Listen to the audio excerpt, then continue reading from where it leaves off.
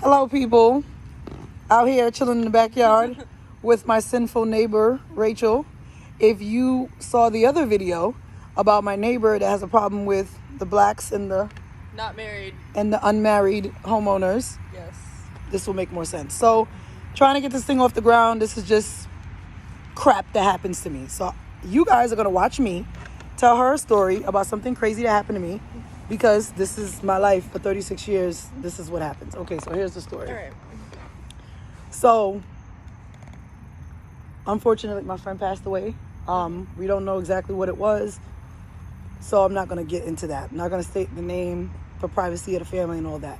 But I was in a yucky place because we were friends for my entire life, right? So, she passes away, and it's right before my birthday. So I'm like, okay, I got to cancel my birthday stuff and go to New York. But before I leave, I want to do something exciting because it's my birthday, right? So I decide I'm going to go to a tattoo parlor and get some body modification, right? Got a couple piercings. I'll let you think about what that might be. So I'm in there, and there's this guy, and he's like, girl, okay.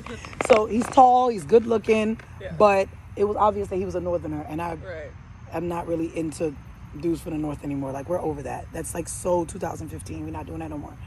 So I get in there and he's like, oh, come sit next to me. And I'm like, dude, I don't want to sit next to you. So he goes, come and sit next to me. I want to talk to you. I'm like, well, you should come and sit over here.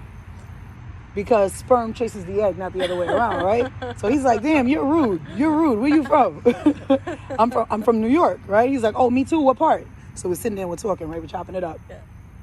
And he's got all these tattoos, right? He's got a tattoo of the J train. Uh-huh. He's got a tattoo of the Brooklyn so Bridge. New York. He's like, he's like New York, right? But he's got like Marcy Projects, and then he's got the J train on this side. He's got the Brooklyn Bridge, and I'm being funny. I'm just like, if I didn't know any better, I'd say you're from Brooklyn.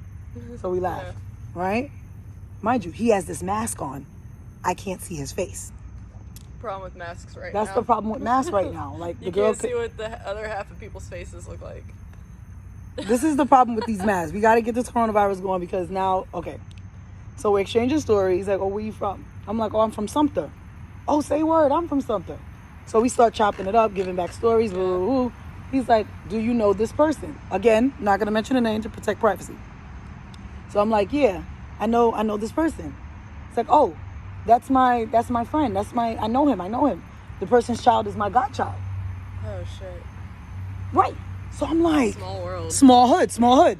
So I'm like, damn, that's crazy. You know what? I'm friends with this person on social media.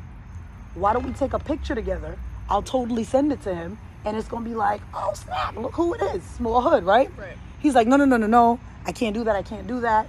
Because of the type of work I do. I don't have social media. So I'm like, it was weird. I was like, okay, whatever. So I'm like, well, give me your information. But hold that thought. Don't say anything yet. So I'm like, okay, no problem. I'm like, give you your information. He gives me what I now know is a fake name. Mm-hmm. So again, I'm not seeing your whole face, and I have a fake name. So I reach out to this mutual friend, and I say, hey, do you know this guy? He's like, no, I don't know that guy. And I'm like, yo, are you sure? And the guy goes, the only person it could be is this person, who I think it is. But if that's him, do not give him my number. I'm like, okay, I got you. No problem.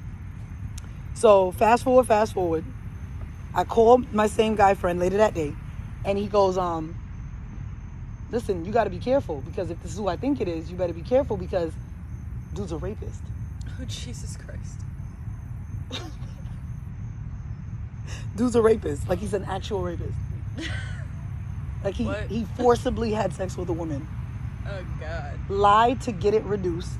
His sentence reduced. People went to jail. He ratted on people like it was a big thing. Oh, I'm like, God. I wonder how many people are out for him. This is the question. So I don't know how many people are out for him. I don't know what's going on. We got to figure this out. So fast forward another week. Now I'm in New York for the funeral. Right. So I go back home. I go to the block, and I'm like, hey, what's up? And we exchange the story again. It's like, I think it's him. Mm-hmm. So now the same guy, the rapist guy, he FaceTimes me. How do you get your number? I gave him my number when we were in the before he gave me the fake name. So I get the number. Yo, get names before you do that. Yo, he gave me the name, but the name was a fake name. Okay. Okay. So we're gonna work on this later. And then it had to go quick because he was getting a tattoo and I was getting pierced. Yeah. So it had to go fast. We'll talk about this later. Let's talk about it later, right? So, as you know, divorced. I meet people, I talk to people. I tried the online dating thing for a while. Yeah, whatever. Doesn't work, right? Totally doesn't work. Not at our age. No, not at our age. Maybe like 19. Maybe like when you're, like early 20s, late teens. It works, probably might be a vibe. The weekend could be colorful, yeah. Sunglasses at Advil, whatever. So, but too damn old. So I get the guy's number, and he FaceTimes me, and I screenshot it. And when I screenshot it, I sent it to my friend back in Brooklyn. He was like, "That's definitely him." Oh God. That's definitely him. And then he tells me the person's real name, and I'm like, "Oh my God." Oh God. I know him. The fucking mask. I couldn't tell. Problem with masks. Problem with masks. Seriously. So I'm like, oh my God, you have got to be bad. kidding me. And the way I remember it, he actually was very seriously hurt for scamming. So now I'm going out, right? So next day I'm going out. I'm going on a little datey date. And I'm going out and I'm talking, pimp lives matter. So pimping ain't easy. I'm on the way to see one dude for dinner and I'm on the phone with the guy from the internet. Mm-hmm. And he's like, describe this guy to me. And he describes him to a T. He goes, wait, does he drive a white Porsche? I'm like, bullshit. No way. No way. Turns out, the guy from the internet that I was talking to had a sister who had a friend who was scammed out of $5,000 for this guy. Where are you picking up guys? Yo, in the garbage. I swear to God, I can't even go and have. I'm gonna have Matt find a friend for you. You gotta have Matt find a friend for me. We have to find a nice man for me. I just when does it end? When does it actually stop? It doesn't. It literally freaking doesn't, dude. It's so hard to date these days, bro. I tried one time just going into a bar and getting a drink, and I was like, okay, I'll just talk to the person next to me. No, everybody's faces are buried in their freaking phones, and nobody's talking to anyone. Everybody's so focused on this moment, talking. they're missing this moment. They're not even experiencing life. I can't.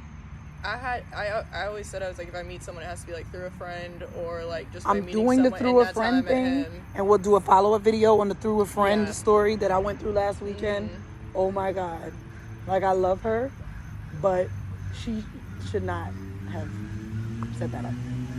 No. that was a bad one. I was just are you friends? Did I ever do something to you? Do you not like me? But yeah, so I can't even. So hard, and you can't just read that on someone. You can't judge that. You can't. Especially that circumstance. You can look at someone and kind of be you're not a nice person, but stuff like that, it's much harder. I had no idea. And he's checking out my car, and he's like, "Is that your car right there? Oh, how many bedrooms your house have?" I'm like, "Damn. Why are you casing the place, dude?" He got that car allegedly with some woman co-signed on it, and then defaulted, and now, yeah, hardcore scammer, hard freaking core scammer. Ladies, in the 7 cities of Virginia, be careful. Don't trust the white Porsches. Don't trust anybody with a white Porsche. Don't do it, and Brooklyn tattoos. If you know, you know. Mm-hmm. So again, I can't even go right here. I can't be a person. This is just how it is. Yeah. So you know what, people? This is the mission.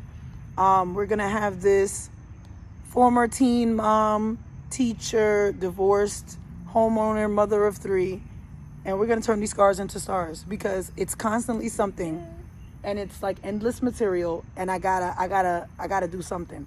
Okay. Best case scenario, I end up with a mansion similar to Princess Jasmine. Yes, of course. With the menagerie.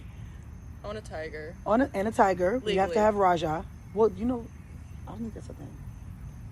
Right? Are we a Tiger King? Gotta be like Carol Baskin or something. I don't fucking know. I want to go in a store and yell Carol Baskin and just see how many people stop and like say and like, then start the rap. Killed her, yeah. The husband. Yeah. But so this is like day to day. This is day to day. So we're gonna try to make the best out of this, and if nothing else, it'll just be therapeutic. And I guess that's it. All right. Yeah. So that's the story. Sign That's off. the white Porsche tattoo story. All right, guys. Until next time, I gotta go.